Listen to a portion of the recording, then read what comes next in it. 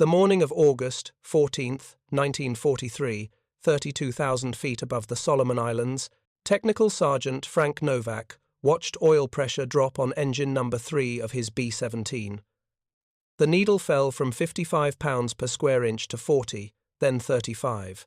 Through the cockpit window, he could see the propeller windmilling uselessly, the Wright Cyclone behind it seizing as metal ground against metal without lubrication.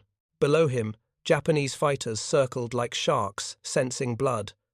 The bomber formation continued toward Rabaul, but Novak's fortress, nicknamed Sweating Bullets, was falling behind. 3 engines could keep them aloft, barely. But the oil gauge on engine number 2 was beginning its own descent. 48 pounds? 45.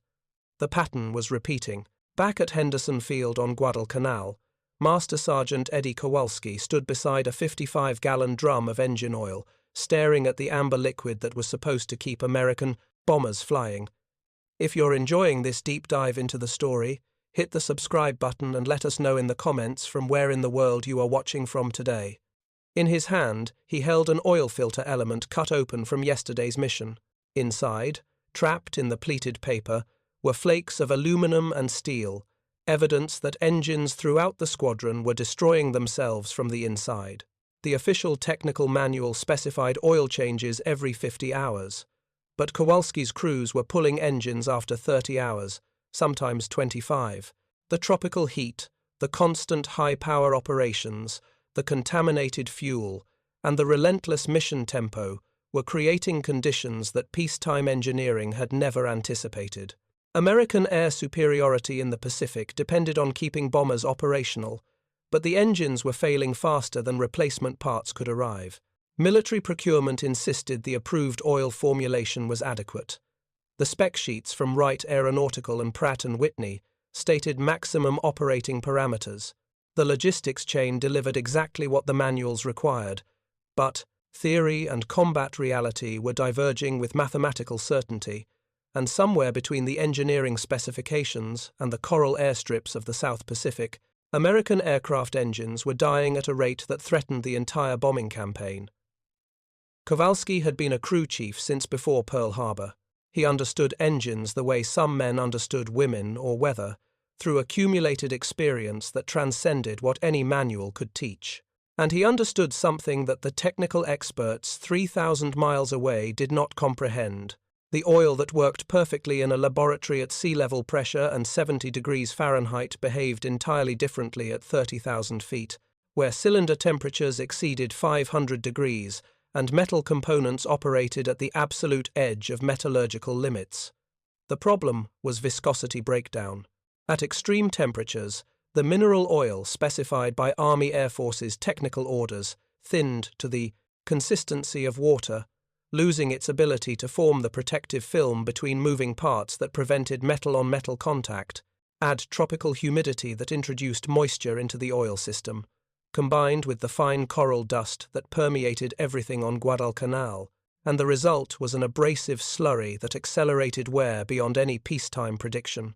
More critically, the oil contained no additives to neutralize the acids that formed when combustion byproducts contaminated the crankcase. Lead deposits from 100-octane aviation gasoline combined with sulfur compounds and moisture to create a corrosive mixture that attacked bearing surfaces and cylinder walls.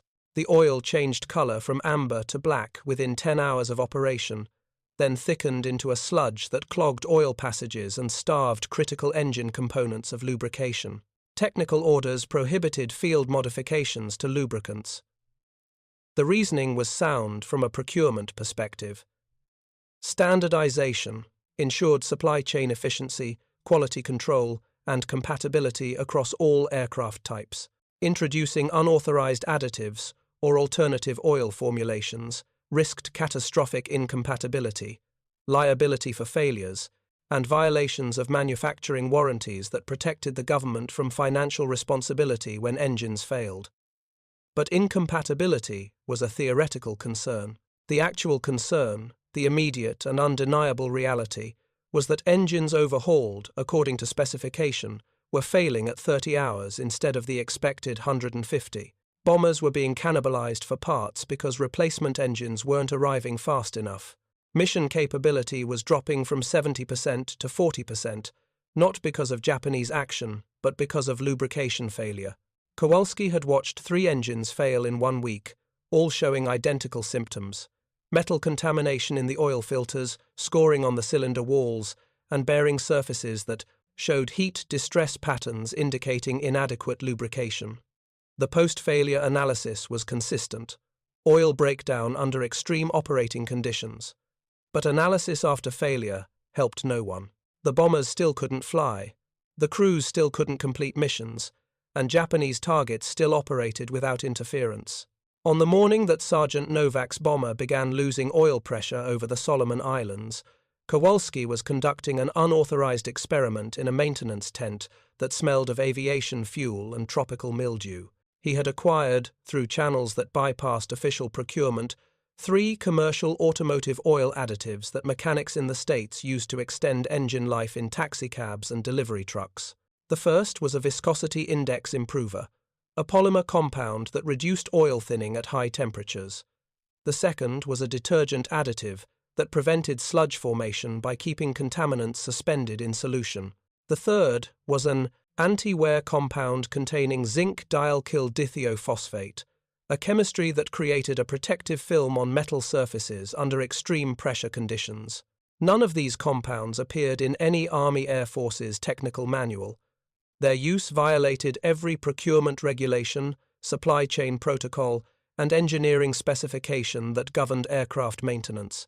But Kowalski had reached the conclusion that many field mechanics eventually reach when official procedures diverge too far from operational reality. Regulations written by experts who never witnessed the problem they were trying to solve might be technically correct, but operationally worthless.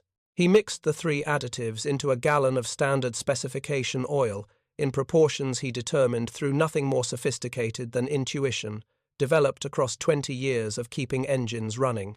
The mixture looked wrong, smelled wrong, and would probably get him court-martialed if anyone at Wright Field ever discovered what he'd done.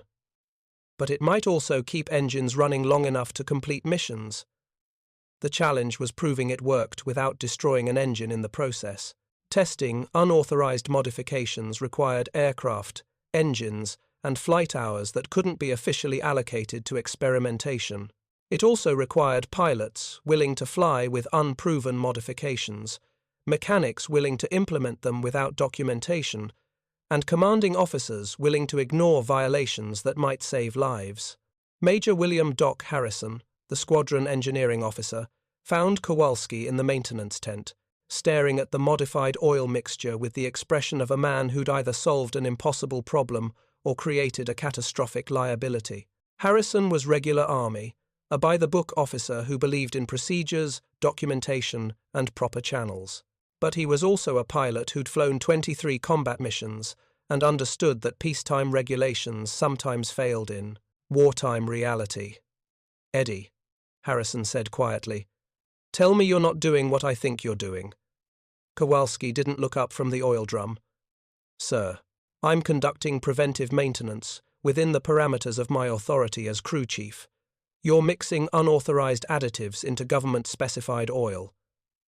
I'm extending the service, life of critical equipment, under field conditions not anticipated by peacetime engineering specifications." Harrison was silent for a long moment. In the distance, they could hear the irregular cough of an engine being tested after maintenance.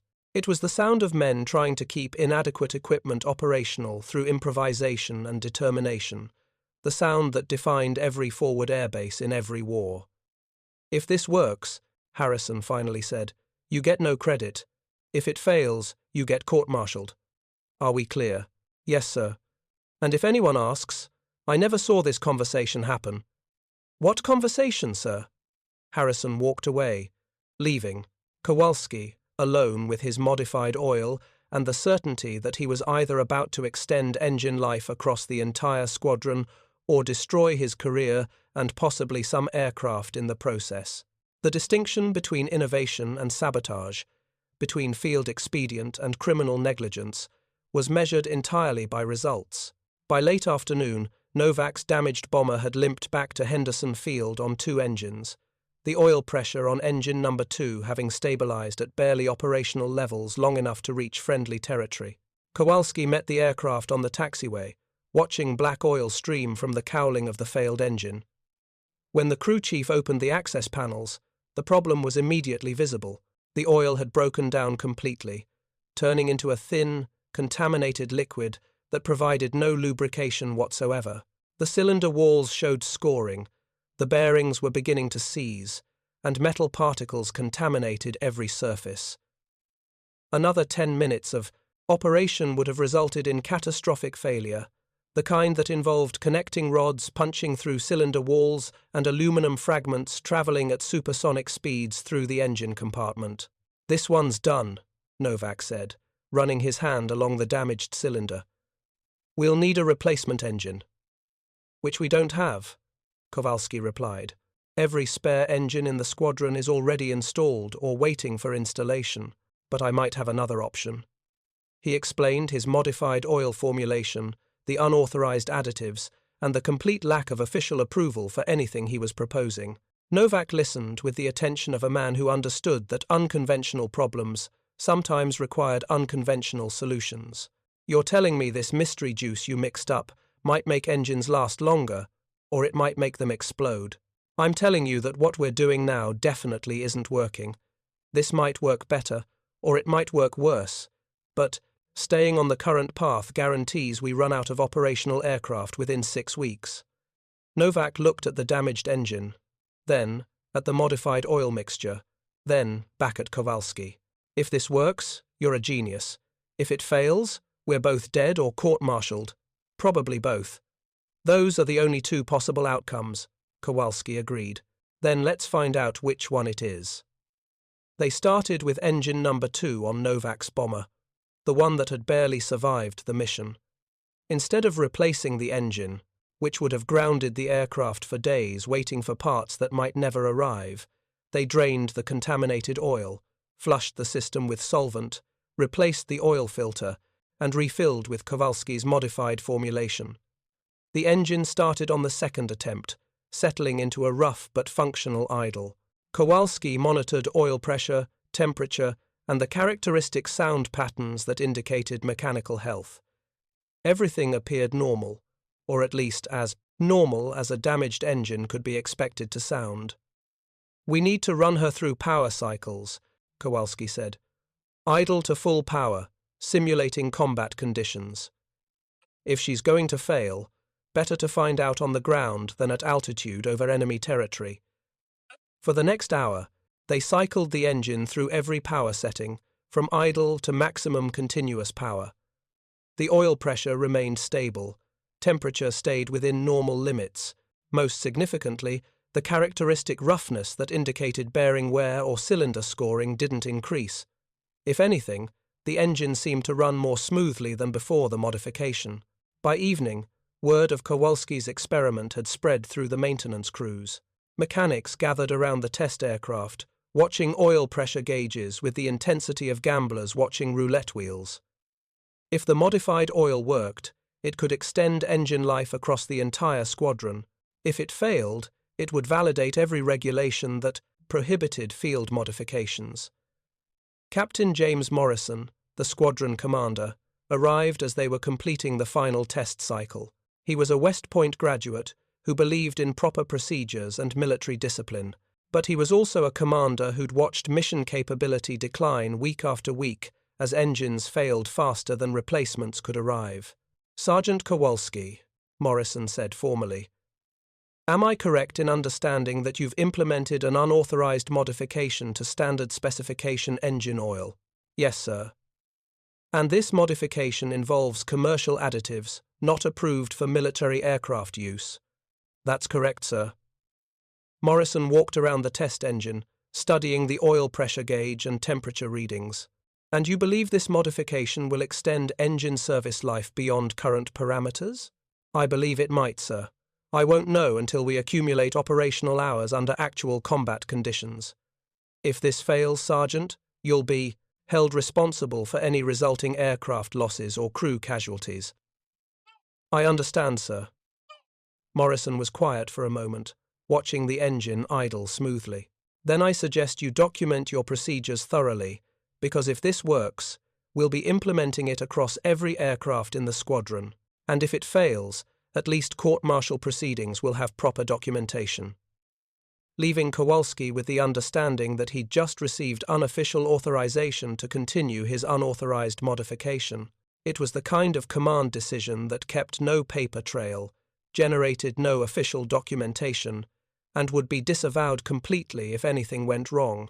But it was also the kind of practical leadership that recognized when peacetime regulations needed to bend under wartime necessity. Over the next 72 hours, Kowalski and his maintenance crews implemented the modified oil formulation across 6 aircraft, beginning with those showing early signs of oil degradation and engine wear. They documented nothing officially, reported modifications as routine oil servicing in maintenance logs, and waited to see whether the engines would run longer or fail catastrophically. The first indication came after 15 hours of operation, the point at which oil normally began showing significant contamination and viscosity breakdown. Kowalski cut open the oil filter from one of the modified engines and examined the trapped particles. The amount of metal was significantly less than standard engines at equivalent hours. The oil itself remained amber rather than turning black, suggesting that the detergent additive was preventing sludge formation. By 30 hours, the difference was undeniable. Standard engines were showing bearing wear and cylinder scoring that required immediate overhaul. Modified engines were still running smoothly, with oil analysis showing contamination levels comparable to engines with only 10 hours of operation. The viscosity index improver was maintaining oil thickness at high temperatures. The detergent additive was keeping contaminants suspended, and the anti-wear compound was protecting bearing surfaces from damage. Lieutenant Colonel Thomas Bradley, the Group Maintenance Officer, conducted an inspection of all modified aircraft on September 2nd. He examined engine logs, oil analysis reports, and filter elements with the methodical attention of an engineer who understood that field modifications could either solve problems or create catastrophic failures that killed crews. "Sergeant Kowalski," Bradley said after completing his inspection, "explain to me why these engines are showing half the wear of standard configuration aircraft at equivalent operating hours." "Sir, I believe the modified oil formulation is providing superior lubrication under extreme operating conditions." "You believe? Or, you know?" "I know that metal contamination is reduced by approximately 60%. I know that oil viscosity breakdown is minimal compared to standard oil. I know that engines modified with this formulation are running longer between overhauls than peacetime specifications predicted." Bradley examined an oil filter element, noting the minimal metal contamination. "And you accomplished this by violating every procurement regulation and technical specification in the Army Air Force's manual?" "Yes, sir." "Then I suggest you prepare a technical report documenting exactly what you did, because I'm forwarding this to Wright Field for official evaluation. If they validate your results, this could change maintenance procedures across every theater of operation. If they don't, you'll probably be busted down to private and assigned to latrine duty for the duration." Kowalski understood that official evaluation meant his experiment was about to become visible to the same engineers whose specifications he'd violated. The experts who developed the original oil formulation would now examine evidence that their work was inadequate for combat conditions. They would either acknowledge field mechanics had discovered something they'd missed, or they would defend their specifications and dismiss his results as anomalous or improperly documented. But the results were undeniable. Modified engines were running longer, mission capability was increasing. Aircraft that would have been grounded for engine replacement were instead flying combat missions. And somewhere in that practical demonstration was proof that sometimes the experts got it wrong, and sometimes the solution came from mechanics who mixed unauthorized additives in maintenance tents on remote Pacific islands. The question now was whether the Army Air Forces would acknowledge that field expedient innovation had solved a problem that official channels couldn't address, or whether institutional procedures would crush an effective solution because it hadn't followed proper protocols. The telegram from Wright Field arrived on September 23, 1943, transmitted through channels that elevated Kowalski's field modification from unauthorized experiment to subject of official investigation. If you find this story engaging, please take a moment to subscribe and enable notifications. It helps us continue producing in-depth content like this. Captain Arthur Brennan, a chemical engineer from the Army Air Force's Materiel Command, arrived at Henderson Field 3 days later, carrying testing equipment, technical specifications, and the institutional skepticism of an expert confronting mechanics who claimed to have solved problems that engineers couldn't. Brennan was 32 years old, educated at MIT, and had spent the previous 2 years developing lubricant specifications for high-altitude bomber operations. His office at Wright Field maintained temperature-controlled laboratories, precision measurement equipment, and access to every technical resource the Army Air Forces could provide. Kowalski was 41, had never finished high school, and conducted his research in a maintenance tent using nothing more sophisticated than oil filter elements and his own accumulated experience. The confrontation was inevitable and immediate. Brennan examined Kowalski's modified oil formulation with the disdain of a chemist studying snake oil. You mixed commercial automotive additives into military specification oil without any understanding of chemical compatibility, thermal stability, or long-term effects on engine components. I mixed additives that prevent viscosity breakdown, reduce sludge formation, and protect bearing surfaces under extreme operating conditions, Kowalski replied. And the engines are lasting longer. Correlation isn't causation, Sergeant. You have no control group, no standardized testing protocol, and no understanding of whether your results are statistically significant or simply operational variance. I have 12 engines that should have failed by now, but are still flying combat missions. I have oil analysis showing 60% reduction in metal contamination. I have filter elements demonstrating minimal sludge formation at operating hours, where standard oil turns to tar. Brennan set up his testing equipment in a corner of the maintenance hangar, establishing procedures that would quantify exactly what Kowalski's modification accomplished. He collected oil samples from both modified and standard engines at equivalent operating hours. He measured viscosity at multiple temperatures using precision instruments. He analyzed contamination levels using spectroscopy equipment flown in from Brisbane. The initial results contradicted his expectations completely. At operating temperatures exceeding 400 degrees Fahrenheit, standard specification oil showed viscosity breakdown of 43%. Modified oil maintained 91% of its room temperature viscosity. The difference wasn't marginal, it was fundamental. Brennan repeated the tests 3 times, suspecting equipment error or sampling contamination. Each iteration produced identical results. The automotive additives that Kowalski had acquired through unofficial channels were performing better under extreme conditions than the carefully engineered military specifications that Brennan had helped develop. "This doesn't make sense," Brennan said, staring at test results that undermined 2 years of laboratory work.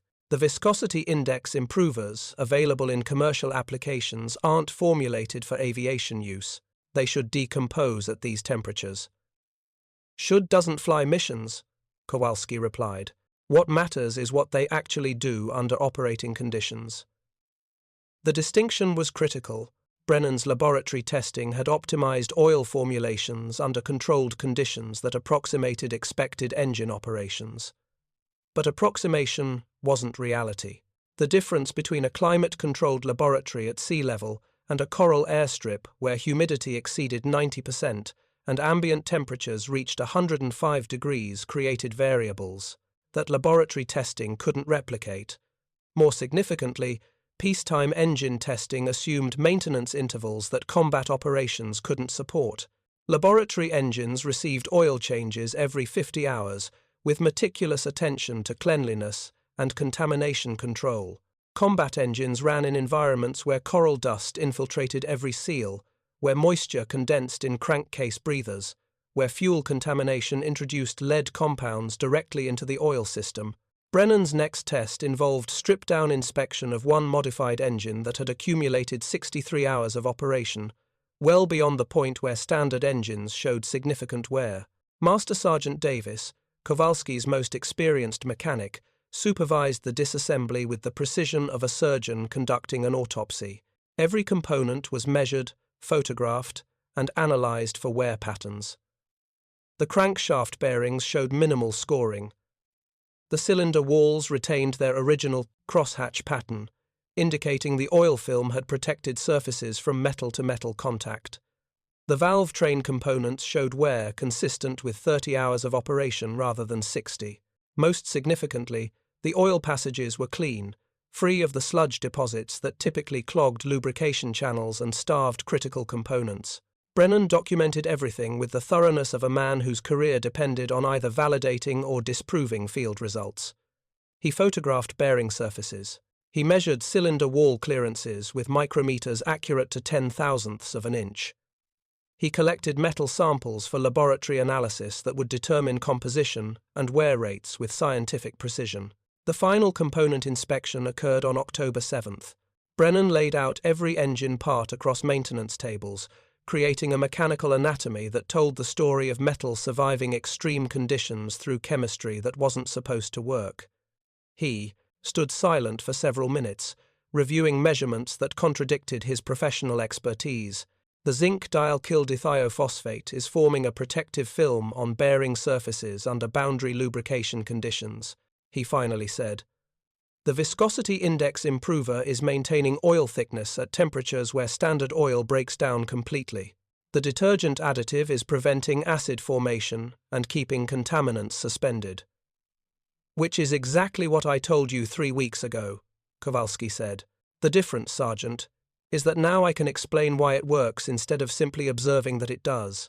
And that explanation matters when I return to Wright Field and recommend changing oil specifications for every aircraft in the Pacific Theater. Brennan's report, submitted to the Army Air Force's Materiel Command on October 15th, contained 47 pages of technical analysis, laboratory test results, and field performance data.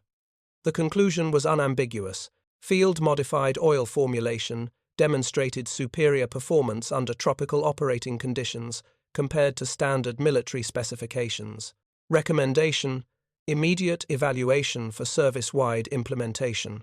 The recommendation triggered immediate resistance from procurement officers who understood that changing oil specifications meant renegotiating contracts with suppliers, modifying quality control procedures, and potentially admitting that existing specifications were inadequate.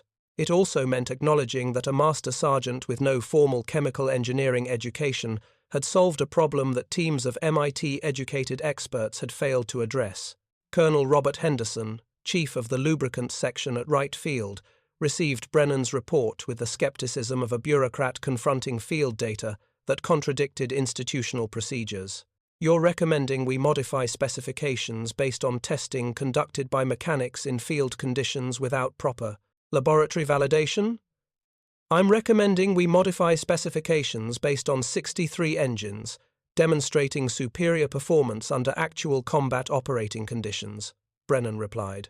Laboratory testing validates what field mechanics already proved through operational results.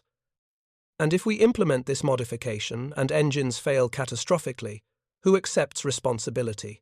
The sergeant who mixed additives in a maintenance tent, or the procurement system that authorized deployment of unproven formulations?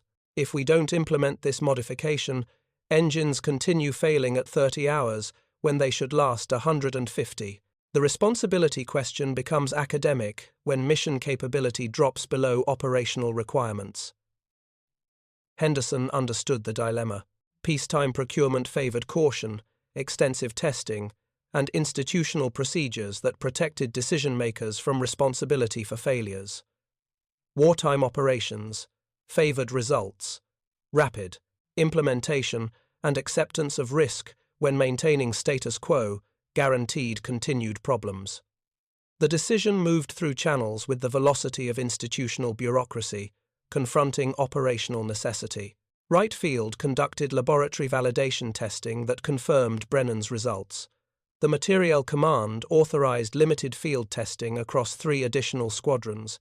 By December 1943, modified oil formulations were being distributed to bomber groups throughout the Pacific Theater. The implementation revealed the magnitude of the original problem. Engines that previously required overhaul at 30 hours were now running 60, 80, and eventually exceeding 100 hours before showing significant wear. Mission capability increased from 40% to 73%. Aircraft that had been cannibalized for parts were returned to operational status. Most significantly, bomber formations that had struggled to maintain adequate strength now flew with full complements, increasing the effectiveness of strategic bombing campaigns across the entire theater. Lieutenant Colonel Frank Armstrong, commanding the 5th Bombardment Group, documented the impact in his after-action report dated January 8, 1944. Modified oil formulation has increased engine service life by an average of 94% compared to previous operational experience. This improvement directly translates to increased mission capability and reduced maintenance requirements. Recommend immediate theater-wide implementation. The recommendation became official policy on February 3, 1944, when the Army Air Forces issued Technical Order TO number 011A23, specifying modified oil formulations for all aircraft operating in tropical environments. The order made no mention of Master Sergeant Kowalski. It contained no acknowledgement that field mechanics had identified and solved a problem that engineering staffs had failed to address. It simply specified new procedures and expected compliance. Kowalski received notification of the technical order while conducting routine maintenance on a bomber that had just returned from a mission over Rabaul.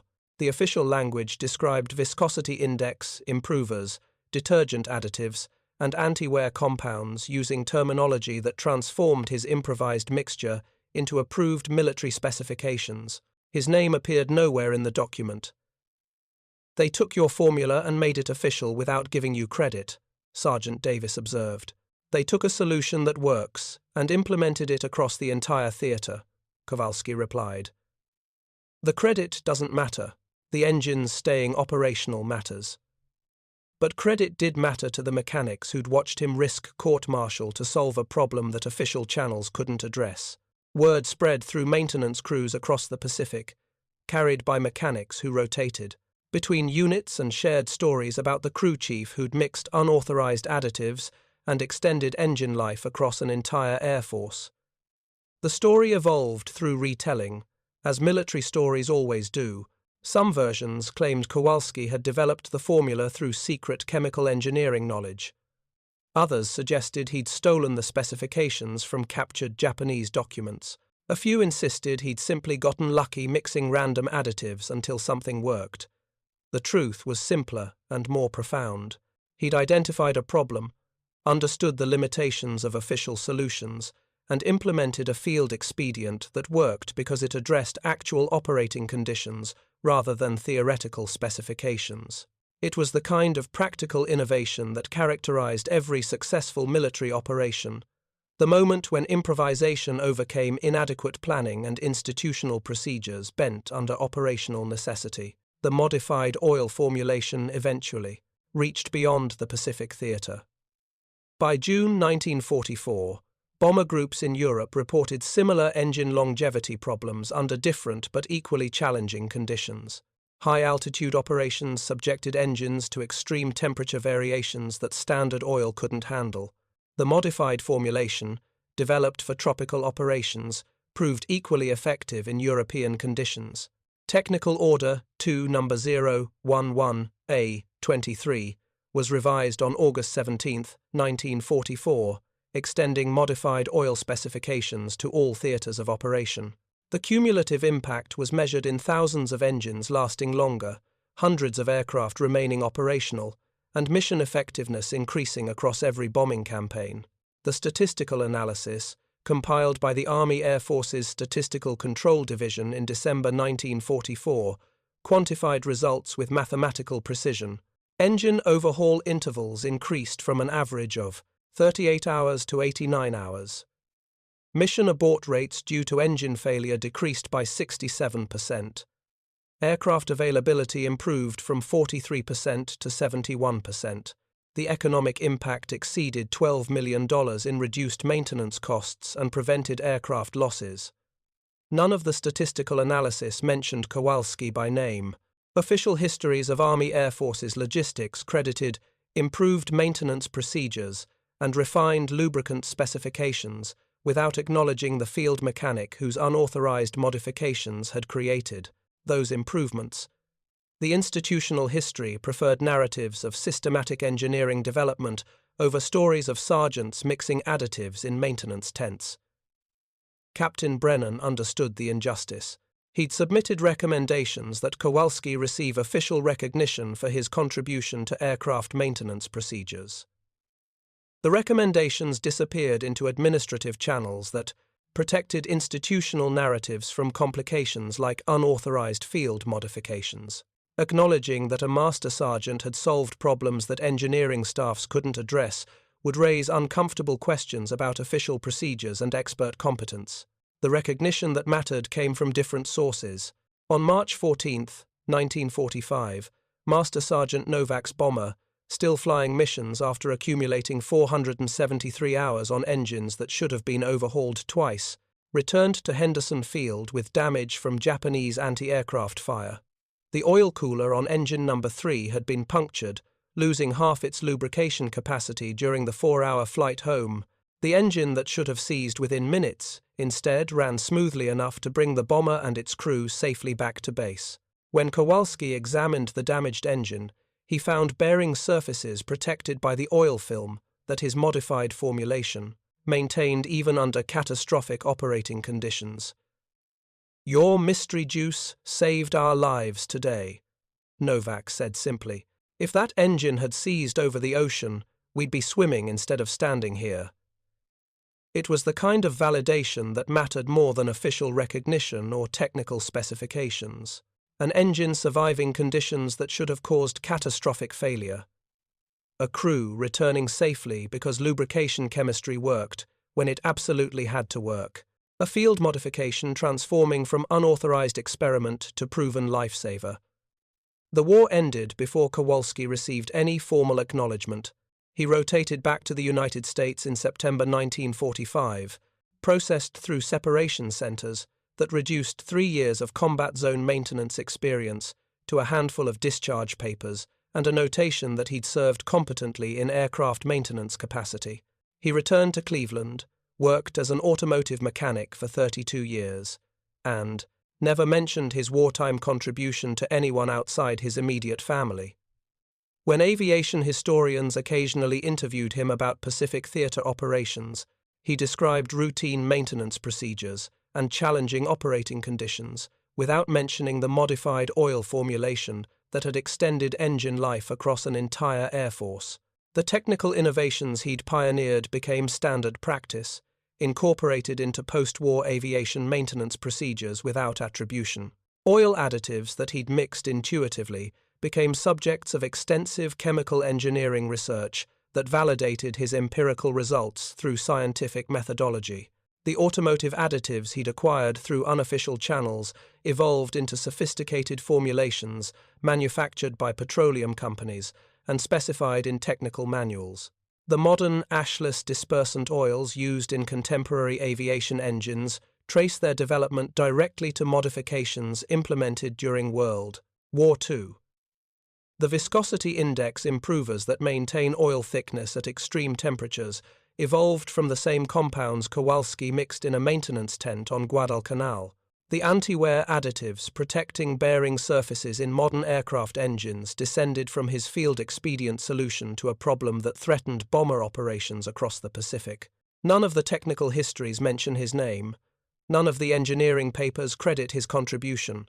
The institutional memory of aviation maintenance development describes systematic research and engineering refinement without acknowledging the moment when a master sergeant violated every regulation to solve a problem that experts couldn't address.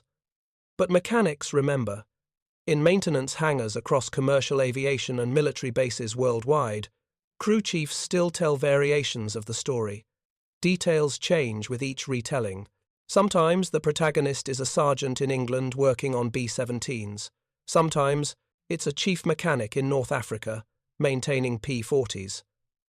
Sometimes the unauthorized modification involves fuel additives or cooling system improvements, rather than oil formulations. The core narrative remains constant. A field mechanic identified a problem that official channels couldn't solve. He implemented an unauthorized modification that violated regulations. The modification worked. It saved lives and increased operational capability. And the official histories never acknowledged his contribution because success achieved through rule-breaking complications institutional narratives. Master Sergeant Edward Kowalski died in Cleveland on February 8, 1987, at the age of 84. His obituary mentioned his World War II service in a single sentence. The technical order that implemented his oil formulation across the Army Air Forces remains filed in National Archives storage.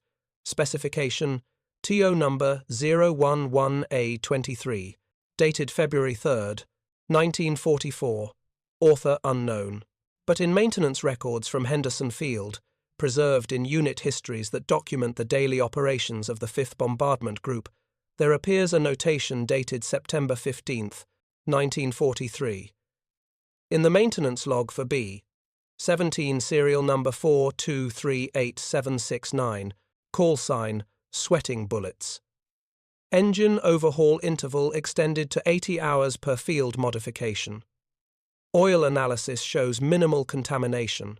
Bearing surfaces show reduced wear compared to standard specification engines. Modified oil formulation performing as anticipated under tropical operating conditions. Below the notation, in handwriting that technical historians would later identify as belonging to Major William Harrison, Squadron Engineering Officer, appears a single additional line. Master Sergeant Kowalski's modification has proven effective. Recommend theater-wide implementation. It was the only official acknowledgement he received. A maintenance log entry documenting that unauthorized modifications had worked when proper procedures hadn't. A recognition that innovation sometimes emerged from mechanics who mixed additives in field conditions rather than engineers who developed specifications in climate-controlled laboratories. The engines kept running, the bombers kept flying, the missions continued, and somewhere in that practical demonstration of field mechanics, solving problems that experts couldn't address, lies the truth that military historians rarely acknowledge. Wars are won by official strategies developed in planning headquarters and documented in thick binders of operational procedures. But wars are also won by master sergeants who mix unauthorized additives in maintenance tents, by crew chiefs who violate regulations because following them guarantees failure, by mechanics who understand that rules written by experts 3,000 miles from combat zones sometimes need breaking. The experts at Wright Field eventually validated Kowalski's chemistry. The procurement system eventually approved his formulation. The institutional histories eventually credited improved maintenance procedures, without mentioning the man who'd created those improvements by risking everything on empirical experimentation conducted without permission or proper equipment. But the engines, remember. Every modern aviation oil that maintains viscosity under extreme temperatures, every additive package that prevents sludge formation, every anti-wear compound, protecting bearing surfaces under boundary lubrication conditions, traces its development to modifications pioneered by mechanics, who understood that keeping aircraft operational mattered more than following regulations. Master Sergeant Edward Kowalski never received a medal. His name appears in no official histories. But his unauthorized oil formulation extended engine life across an entire air force, increased mission capability during critical phases of the Pacific Campaign, and established maintenance procedures that defined aviation lubrication chemistry for the next 8 decades. That was his legacy. Not recognition or official acknowledgement, but thousands of engines running longer than specifications predicted, hundreds of crews returning safely because their aircraft stayed operational, and the quiet satisfaction of knowing that sometimes the solution comes from mechanics mixing additives in maintenance tents rather than engineers following approved procedures in climate-controlled laboratories. The morning of August 14, 1943, Technical Sergeant Frank Novak watched oil pressure drop over the Solomon Islands and wondered if his bomber would make it home. It did, because a crew chief violated regulations and solved a problem that proper channels couldn't address. That was enough. Thank you for watching. For more detailed historical breakdowns, check out the other videos on your screen now, and don't forget to subscribe.